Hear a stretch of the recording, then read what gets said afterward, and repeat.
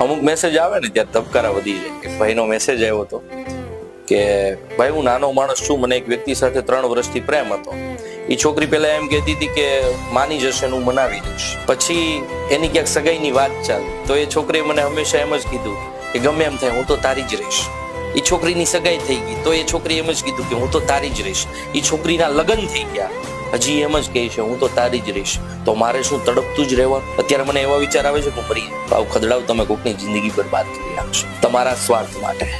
તમે કોઈને મૂકી નથી શકતા એના માટે, તમારે તમારી જિંદગી જીવવી છે એના માટે બીજા અનેકની જિંદગી શું કામ બરબાદ કરો છો? એ વ્યક્તિનો એનો પરિવાર છે ભાઈ. નો થતું હોય તો ના પાડી ગયો ને, હું તારી જ રહીશ ને આમ ને તેમ ને. એવા ધંધી ના કરવાની તમારે જરૂર ક્યાં છે? સીધું કહી દેવાનું નથી થાય એમ.